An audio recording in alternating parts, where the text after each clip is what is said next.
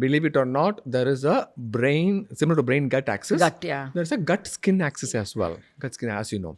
So, similar to the gut microbiome, there's significant skin microbiome as well. Yeah. Skin So much now. Now, even the bigger companies and the larger MNCs, who are not necessarily medical cream companies, not the pharmaceutical drug companies which make creams and lotions for dermatology, but also MNCs, which are larger firms which made beauty creams and aesthetic creams, are getting into gut microbiome, skin microbiome creams.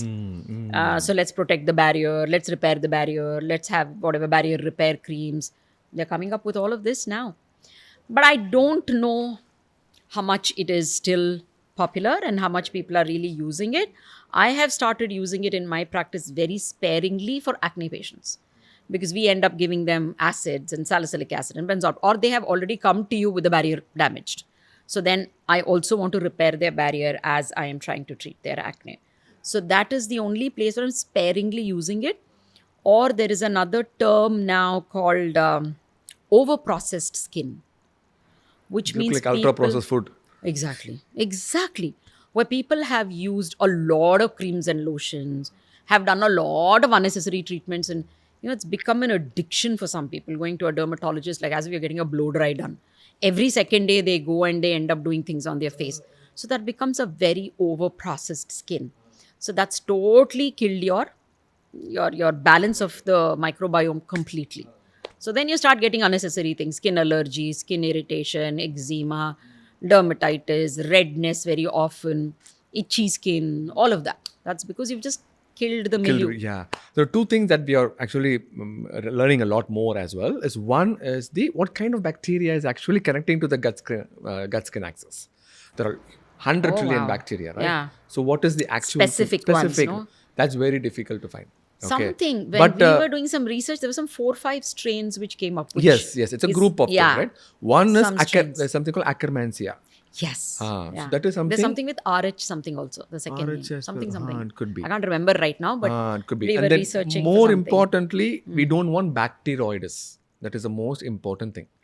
We don't want bacteroides in the gut. What is that, please? Bacteroides is a gram-negative anaerobe.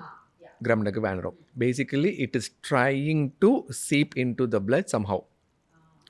Okay, and bacteroides has been connected to the skin axis, where it dehydrates the skin from the neurohormonal chemical transmission. So is there a testing for that particular amount of so the bacteroides bacteria, to be whether you have it in your body or not, there are stool testing available, right? Stool testing. You stool testing, you look at the microscope, you see what kind of microbes are there, everything. So if there is gram-negative, in general gram-negative? Correct. In general, gram-negative anaerobes. So, interestingly, I say this repeatedly in every podcast, where the gram-negative outer membrane is lipopolysaccharide, LPS. What we are seeing, and especially with skin, as you said, over-processed skin with a skin barrier or any other non-communicable diseases, this LPS is increased in the blood. I was involved in the research. It's a wonderful thing. There were one group of mice. We gave high-fat food for 4 weeks. These guys got obese, high-fat food. And then we checked the blood. It was full of LPS. Okay? Because high-fat food also has... high-fat food promotes bacteroides, and bacteroides seeps into the blood, and outer membrane of bacteroides is LPS. Okay. So and that causes, you said, dehydration of the skin. That causes pro-inflammatory cytokine release. Pro-inflammatory cytokine. IL-12, TNF-alpha, and that creates microcapillary IL-12 swelling. It causes. And also TNF-alpha. TNF-alpha. Wow. And causes microcapillary swelling. So interesting. And because skin is the largest organ. So now there's enough research, and I've also started giving probiotics, though not specific probiotics, but the gut probiotics in general, what we get for atopic dermatitis patients. And it really works brilliantly well. I'll tell you why. I'll just backtrack it. So I'll complete the mice research. So LPS was significantly high, right? So we took that LPS of this obese mice. Okay, and we gave it to a normal mice with a normal diet. Normal diet, not even high fat. 4 weeks later, they also got obese.